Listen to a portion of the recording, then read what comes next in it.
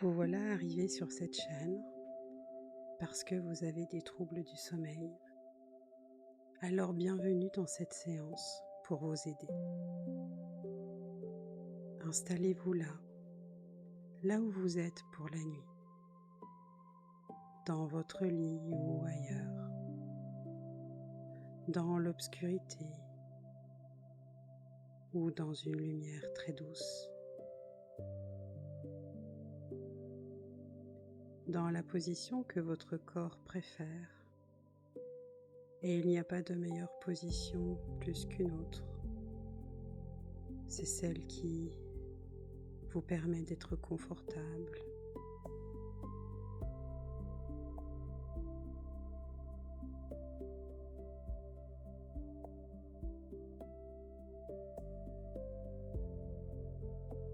Et je ne sais pas si vous savez que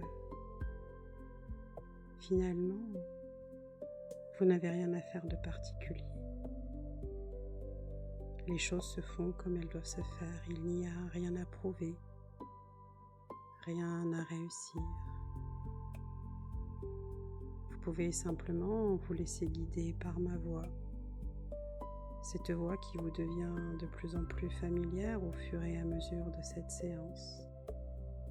Ma voix qui vous montre la voie, celle de l'endormissement et du sommeil profond.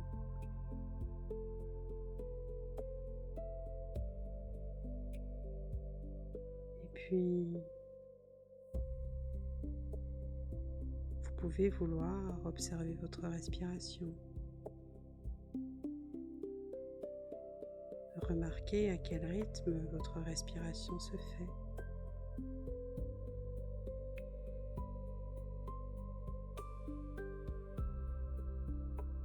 Et observez déjà comment ce rythme se modifie, sans finalement avoir cherché à le modifier.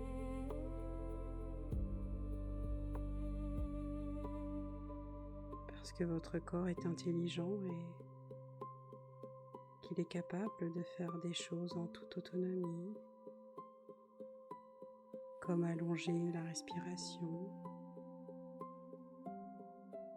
lui permettre d'être plus ample et plus profonde, amenant à un état agréable,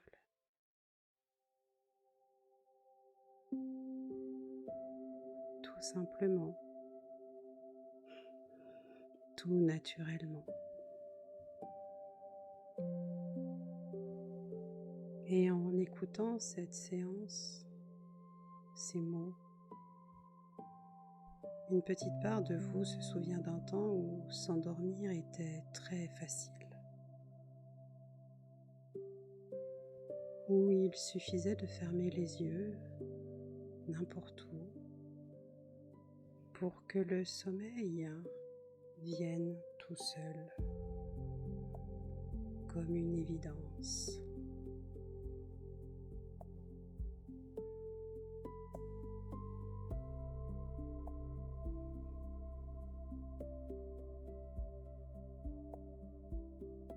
Cette capacité-là n'a jamais disparu.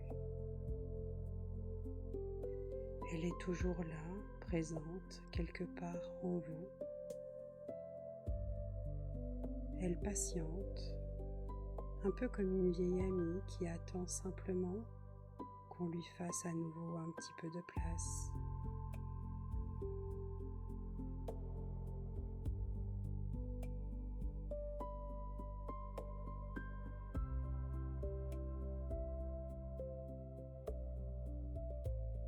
Laissez venir à votre esprit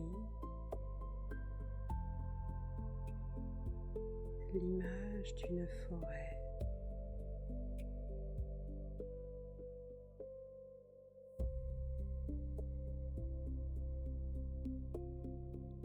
Pas n'importe quelle forêt. Une forêt que vous n'avez encore jamais visitée, mais qui étrangement vous semble déjà familière.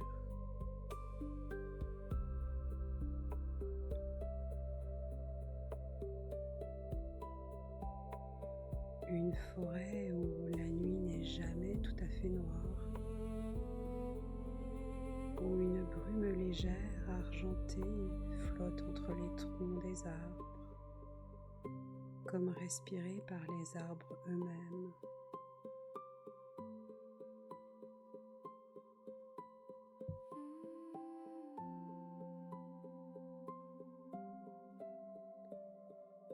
Et le poids de votre corps, là contre ce qui vous porte, vos épaules, votre dos, vos jambes, chaque partie qui se pose un peu plus, un peu comme une feuille qui finit après un long vol tranquille par se poser sur la mousse.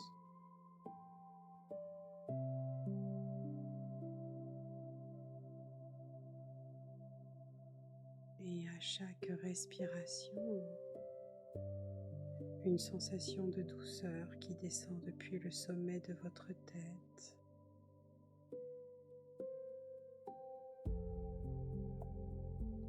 Et cette sensation de douceur, elle va circuler partout, à la fois à l'intérieur de vous et à la fois à l'extérieur de vous. Une douceur enveloppante qui commence par votre tête, votre visage, et vous ressentez tout ce qui se passe au niveau de votre visage. Les rides du front diminuent, la mâchoire se desserre facilement.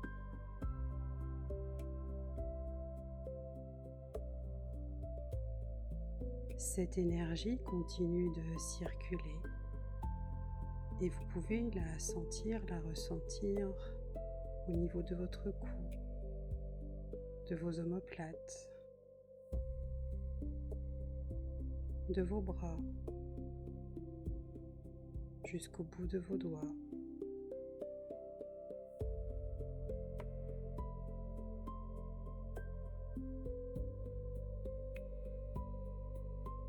Et puis, elle descend encore et s'installe au niveau de vos organes, puis continue son chemin au niveau de vos jambes jusqu'au bout de vos pieds.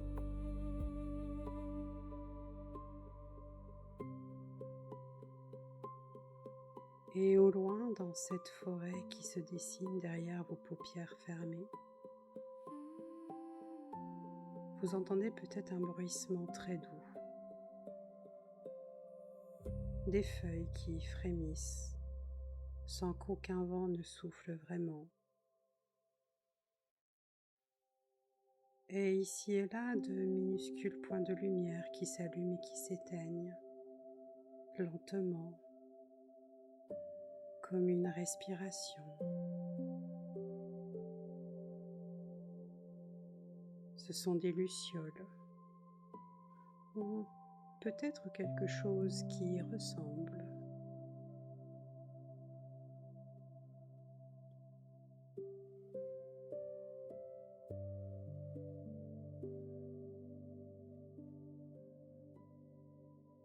Et vous n'avez pas besoin de savoir comment vous êtes arrivé à l'orée de cette forêt.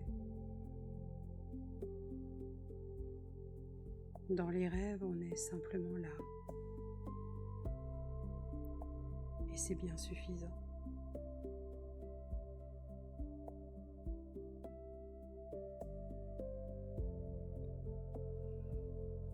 Je vais maintenant compter de 10 jusqu'à 1. Et à chaque chiffre, vous pourrez vous sentir entrer un peu plus profondément dans cette forêt.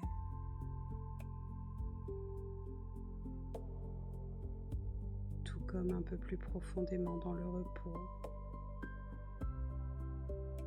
Tout comme on s'enfonce pas à pas dans la mousse tiède d'un sous-bois.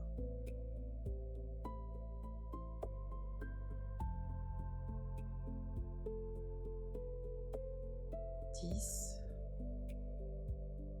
Votre corps qui se pose un peu plus.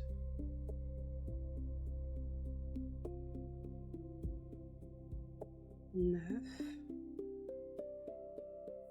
Votre respiration qui s'allonge naturellement.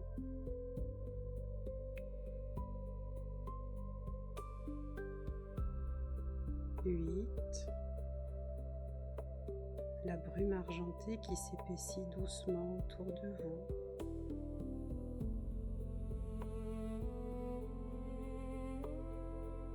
7. Vos pensées qui peuvent continuer de passer comme de petites lucioles, sans que vous ayez besoin de les suivre.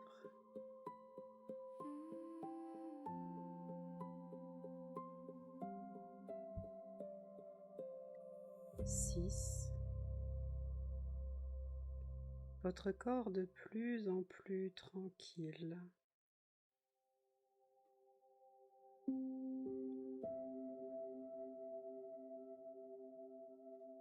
5. À mi-chemin déjà.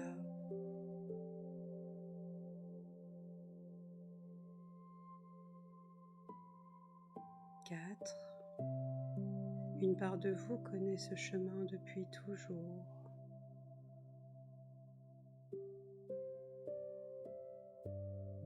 3. Les premiers arbres tout proches.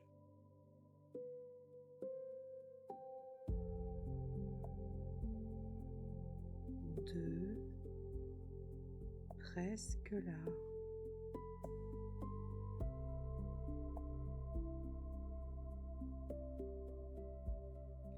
1.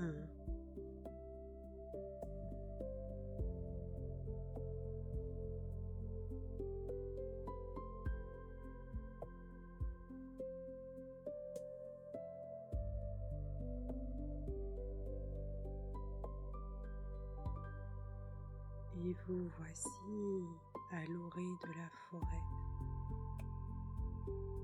Vous pouvez y entrer maintenant à votre rythme, sans bruit.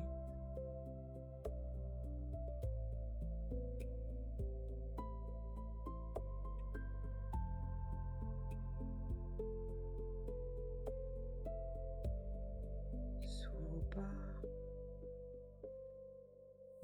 la mousse est à la fois épaisse et souple, presque moelleuse, un peu comme un tapis que personne n'a jamais piétiné.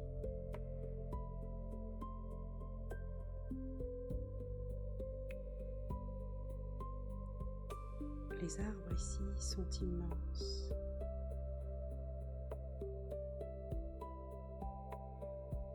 Leurs troncs recouverts d'un lichen argenté qui capte la moindre parcelle de lumière de lune et la renvoie doucement comme 1000 petits miroirs endormis.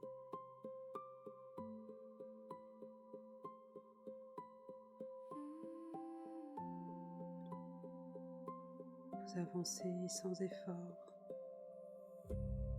comme on avance dans les rêves, où la distance n'a jamais vraiment d'importance. Et vous arrivez bientôt dans une clairière. Au centre, un arbre, plus ancien que tous les autres, immense, imposant. Son écorce est creusée de sillons profonds.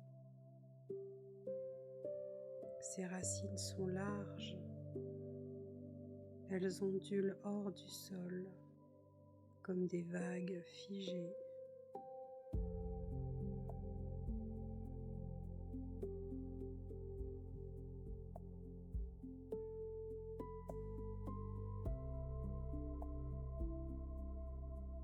Un ruisseau fin et clair longe la clairière.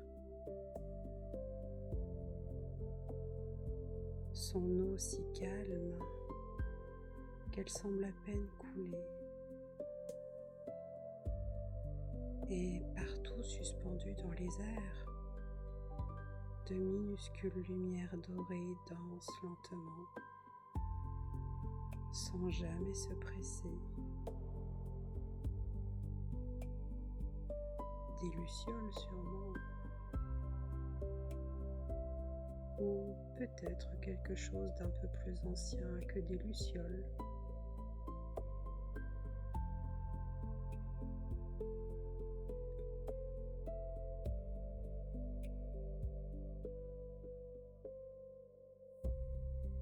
Vous sentez que cet endroit n'attend rien de vous. Il n'y a d'ailleurs ici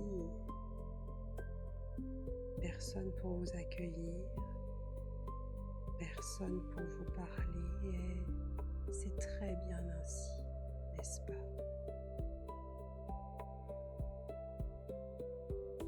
La clairière elle-même semble vous accueillir simplement par sa présence.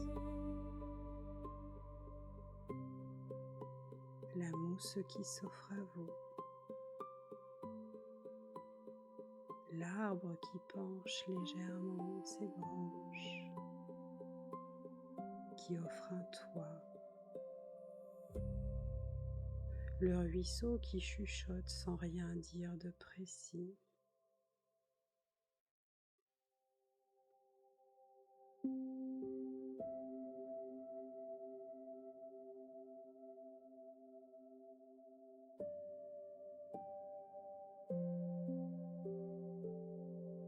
Vous approchez de cet arbre. Vous pouvez même vous installer contre lui ou sur la mousse à son pied. Faites comme bon vous semble, parce que vous savez bien mieux que moi comment être bien auprès de cet arbre. Son tronc est tiède étonnamment, comme s'il avait gardé un peu de la douceur du jour.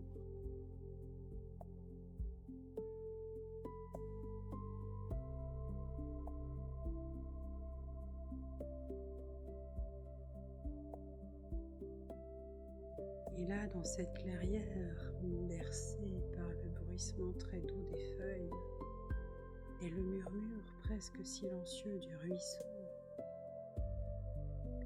vos paupières deviennent encore plus lourdes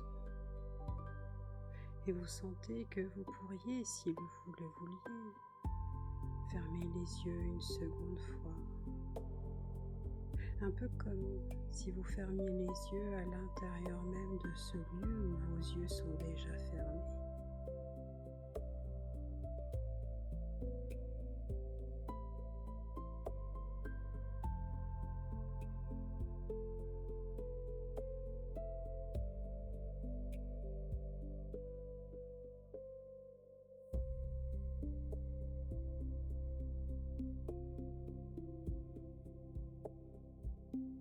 Parce que c'est exactement ce qui se passe.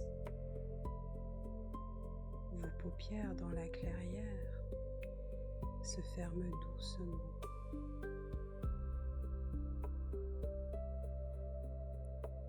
Et dans ce double sommeil, quelque chose commence déjà à changer.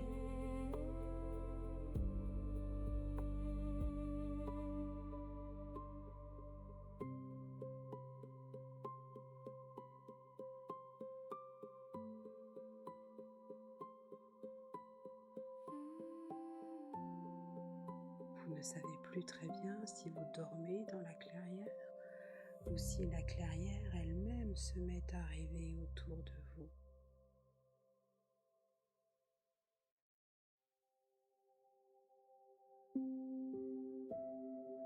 Et dans ce sommeil, demi-sommeil pourrait-on dire, au creux du demi-sommeil, vous remarquez quelque chose d'étrange et de tout à fait naturel à la fois. Votre corps semble avoir changé, plus léger, plus petit peut-être. Vos mains semble différente, plus fine, presque translucide.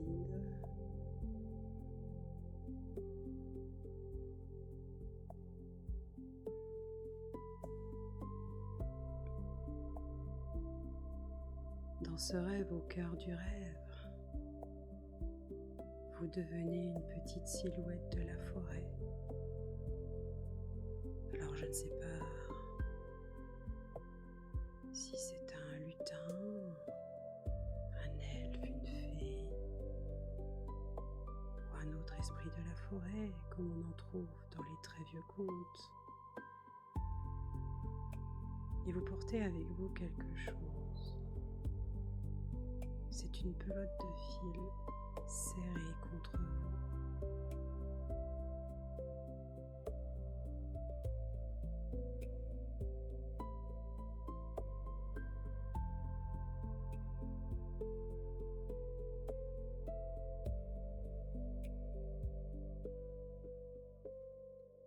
Cette pelote, vous la connaissez bien, n'est-ce pas, même si vous ne l'aviez jamais vue avant ce soir.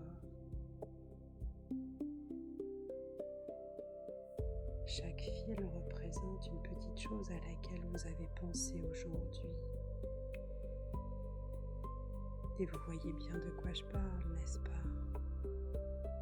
Ces petites choses qui reviennent en pensée, qui généralement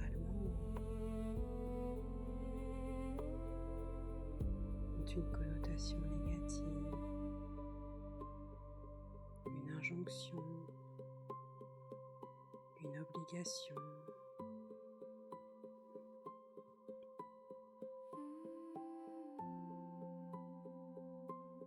Au fil des arts, ces petits fils se sont entortillés les uns aux autres,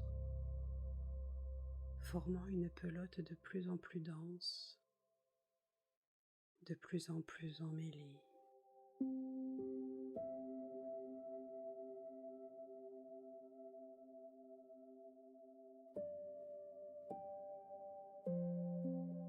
Et ce soir, comme chaque soir d'ailleurs, cette pelote est trop emmêlée pour que vous puissiez vous poser tout à fait.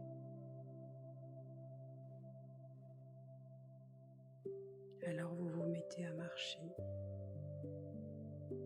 Vous marchez donc dans cette forêt rêvée,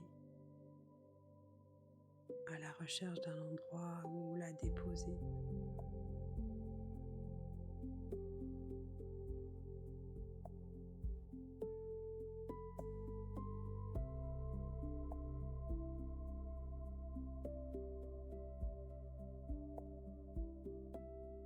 Vous avancez entre les arbres immenses, la pelote serrée contre vous, ces fils d'argent scintillant faiblement à chaque pas que vous faites.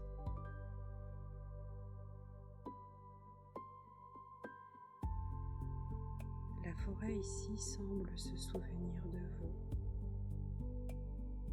parce que les branches s'écartent doucement sur votre passage. Les racines s'aplatissent sous vos pieds légers, un peu comme pour vous faciliter le chemin.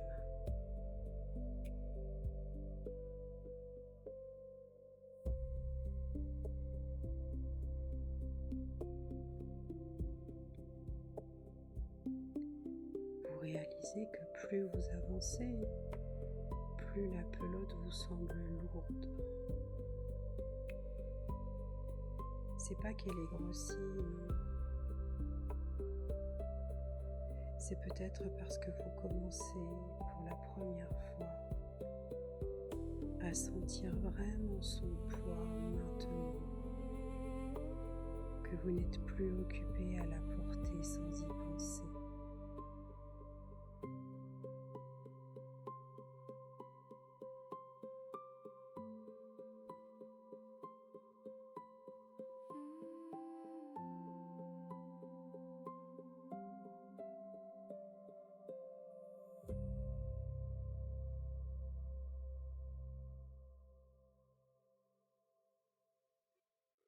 C'est alors que vous apercevez, au détour d'un bosquet de fougères, un arbre différent des autres.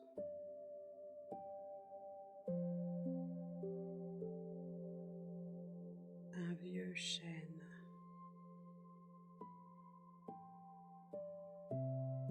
creux en son centre, et dont l'écorce est entièrement recouverte de motifs gravés. Des étoiles, des cercles, des petites vagues, des montagnes. Et ces motifs semblent luire très faiblement d'une lumière bleutée, presque imperceptible.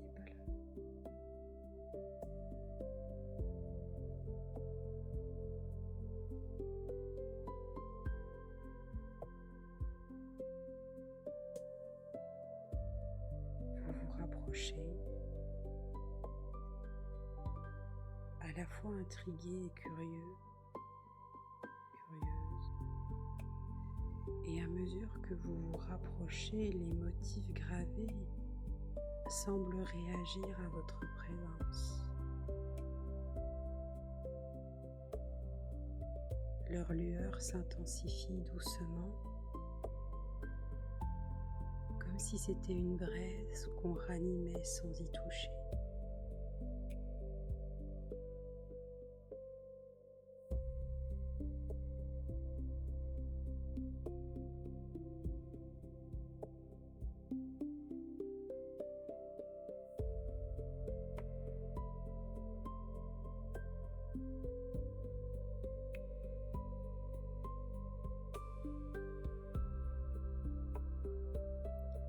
Posez votre main sur l'écorce gravée et au contact, quelque chose se met en mouvement.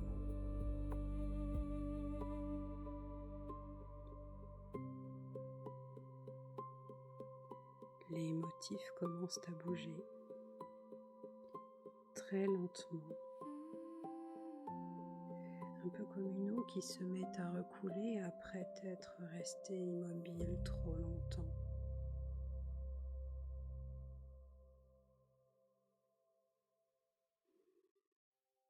Un cercle commence à tourner. Une étoile gravée semble se détacher de l'écorce et flotter pendant un instant devant vos yeux.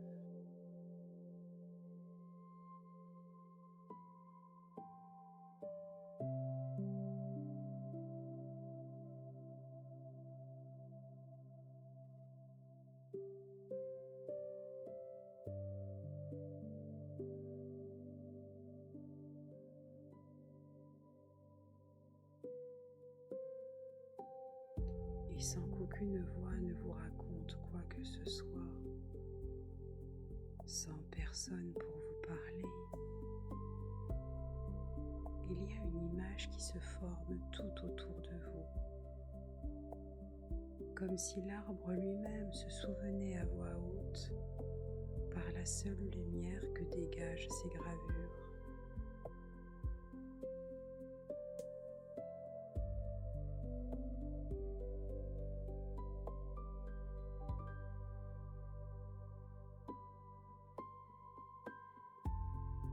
Et vous voyez, vous sentez, ressentez même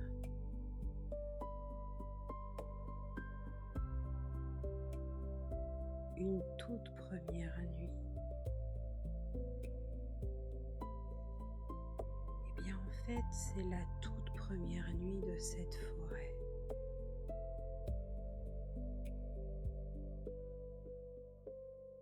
Il y a si longtemps déjà qu'on ne se rappelle plus le nombre d'années,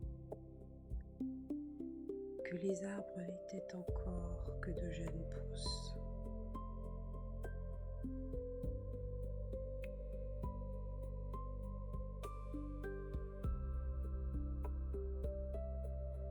Cette nuit-là,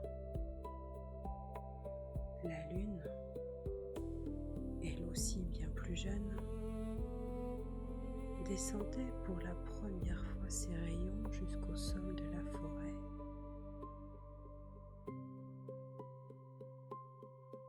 Et ces rayons, en touchant la terre, se changeaient en fils d'argent très fins,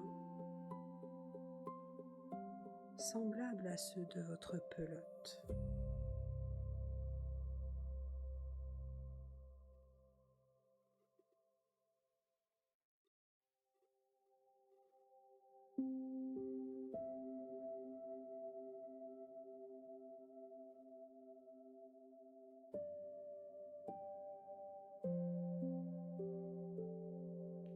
La forêt, cette nuit-là, ne savait pas encore quoi faire de tous ces fils de lune qui s'accumulaient entre ses racines.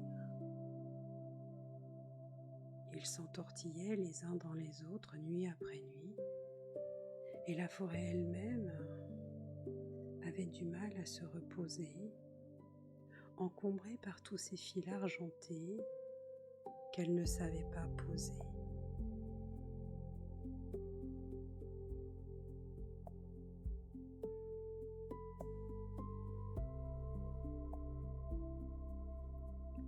Jusqu'à cette nuit où, pour la première fois, un simple ruisseau, celui-là même d'ailleurs qui longe peut-être la clairière où vous êtes en ce moment, proposa sans un mot d'accueillir les fils sur ses berges. Pas pour les garder pour toujours, juste pour cette nuit-là.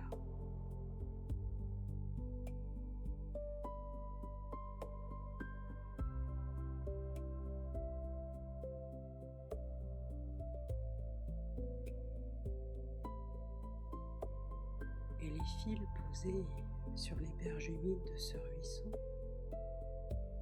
se mirent à faire quelque chose d'inattendu, sans qu'on les y aide, sans qu'on les force.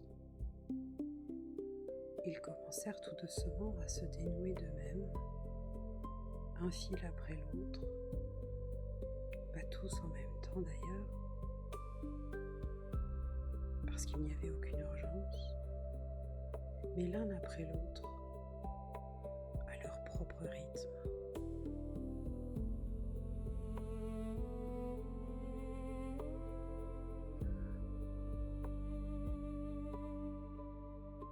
Et au matin,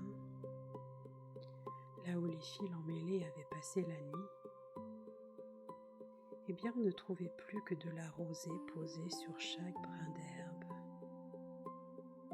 scintillant comme 1000 minuscules étoiles tombées du ciel pendant la nuit.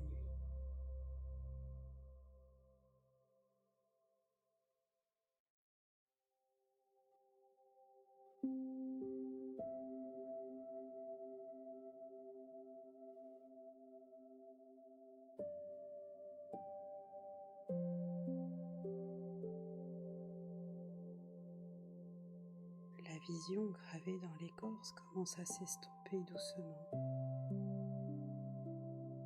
comme une image qui se dissout dans l'eau. Mais quelque chose en vous vient de comprendre ce qu'il fallait faire de la pelote que vous portez.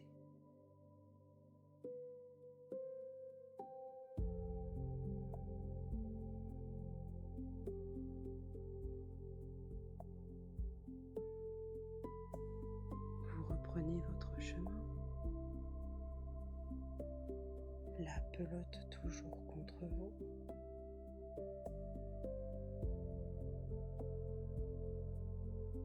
Mais quelque chose a changé dans votre façon de la porter.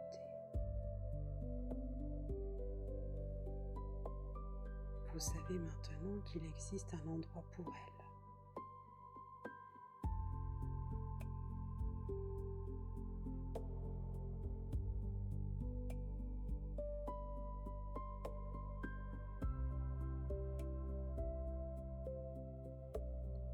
Vous retrouvez bientôt le ruisseau, le même peut-être ou indifférent, peu importe. Ces berges sont tapissées d'une mousse douce et argentées sous la lumière de la lune.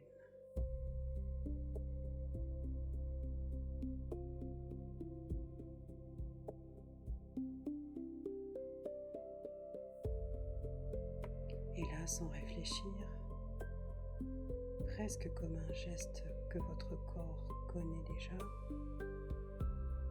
vous posez la pelote sur la berge près de l'eau.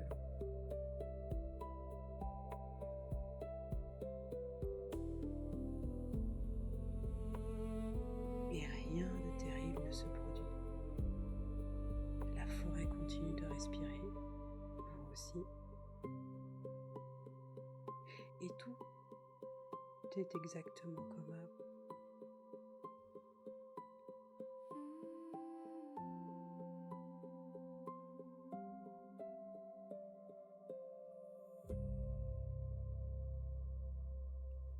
Vous remarquez presque aussitôt qu'un premier fil commence à se dénouer tout seul, glissant lentement vers l'eau, sans effort et silencieusement.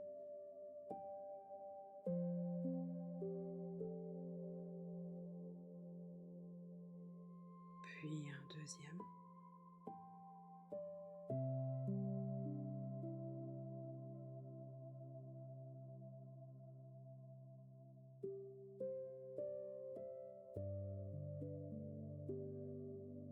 Puis un troisième.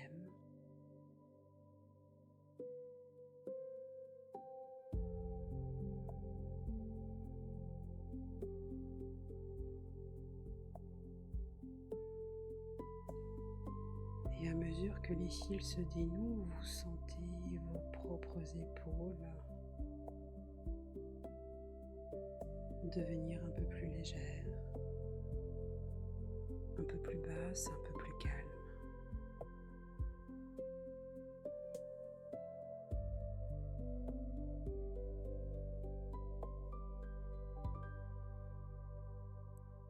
Vous vous allongez alors sur la mousse près du ruisseau et votre pelote est presque entièrement dénouée à côté de vous. Et la frontière entre ce rêve et la clairière où vous étiez assis contre ce grand arbre commence doucement à s'effacer.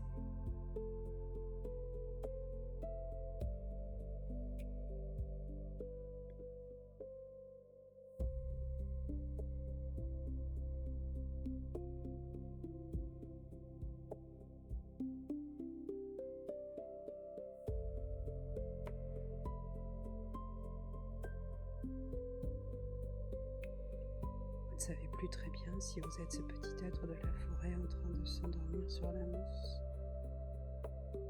ou si vous êtes vous-même contre le tronc de l'arbre ancien en train de rêver à tout cela.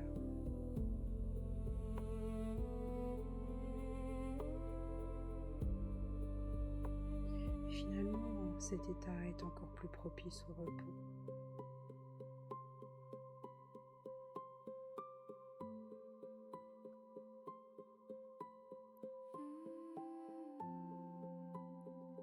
Le sommeil est l'une des choses les plus anciennes et les plus naturelles de ce monde, plus ancien que cette forêt, plus ancien que ce ruisseau.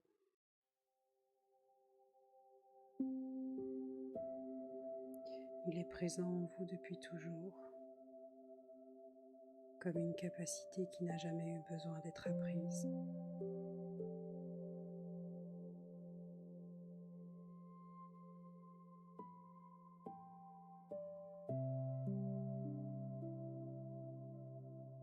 Chaque nuit depuis votre naissance, une part de vous a su comment faire cela, simplement.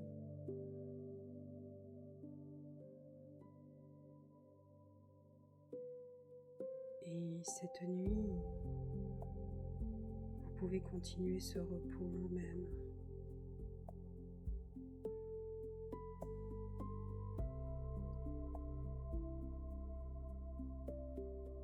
La forêt continue d'exister quelque part, même quand on ne la regarde plus directement. Le ruisseau continue de couler même dans le silence.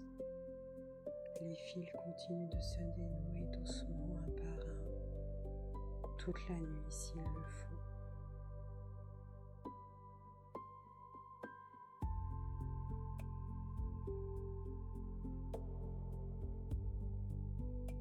Et vous, eh bien vous pouvez continuer de vous enfoncer doucement dans ce sommeil paisible et profond. Toute la nuit,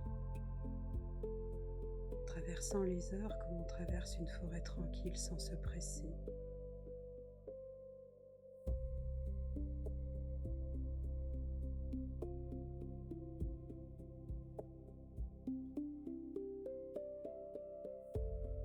Jusqu'au matin où la lumière reviendra naturellement à son heure, comme elle revient toujours filtrant entre les feuilles, et où vous vous réveillerez reposé, exactement au moment qui sera le bon pour vous, rempli de légèreté comme une pelote enfin dénouée.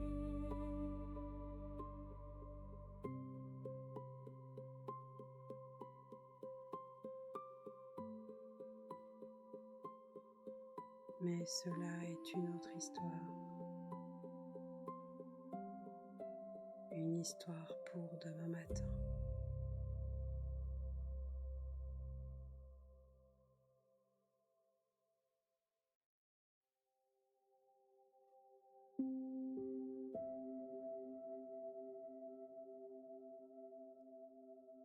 Cette nuit, il ne reste plus qu'à continuer, à se poser et à se reposer un peu plus, encore un peu plus.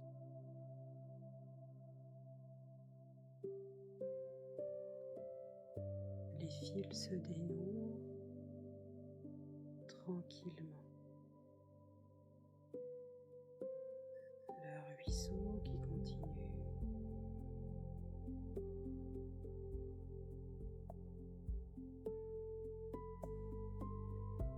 La forêt qui veille sans y penser.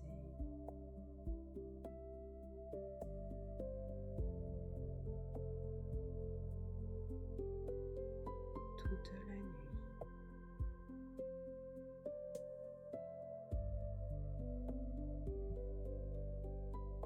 Bonne nuit.